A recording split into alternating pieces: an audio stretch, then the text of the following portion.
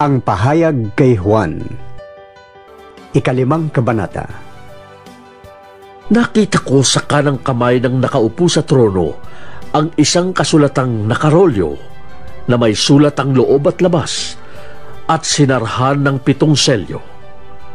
At nakita ko rin ang isang makapangyarihang anghel na nagtanong ng malakas, "Sino ang karapat-dapat na sumira sa mga selyo at magbukas sa kasulatang nakarolyo?" Ngunit wala ni isa man maging sa langit, maging sa lupa o sa ilalim ng lupa na makapagbukas o makatingin sa nilalaman niyon.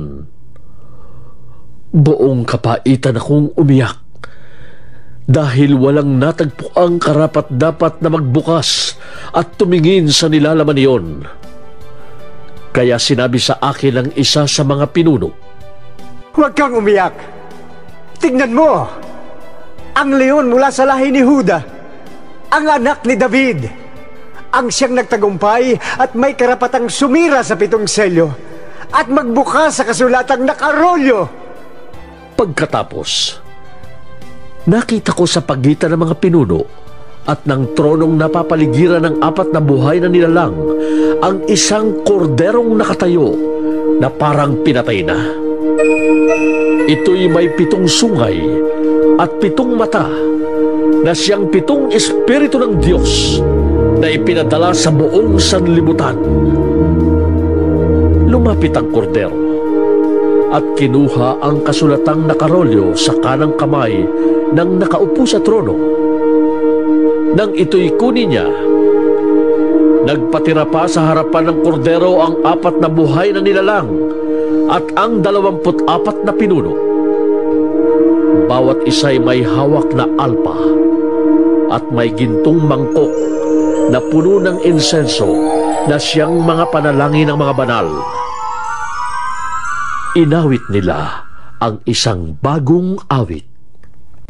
Ikaw ang karapat-dapat na kumuha sa kasulatang nakarolyo at sumira sa mga selyo niyon, sapagkat pinatay ka at sa pamamagitan ng iyong dugo ay tinubos mo para sa Diyos ang mga tao mula sa bawat lahi, wika, bayan at bansa.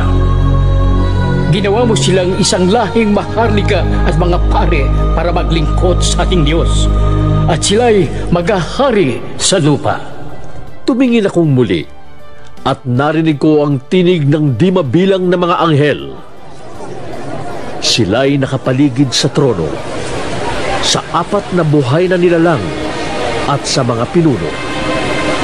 Umaawit sila ng malakas. Ang korderong pinatay ay karapat-dapat tumanggap ng kapangyarihan, kayamanan, karunungan, kalakasan, parangal, papuri at paggalang. At narinig kong umaawit ang mga nilikhang nasa langit, nasa lupa, nasa ilalim ng lupa, at nasa dagat, lahat ng naroon. Ibigay sa nakaupo sa trono at sa kordero ang papuri at karangalan, kaluwalhatian at kapangyarihan magpakailanman. At sumagot ang 4 na nilalang na buhay. Amen! At nagpatira pa ang mga pinuno at nagsisamba.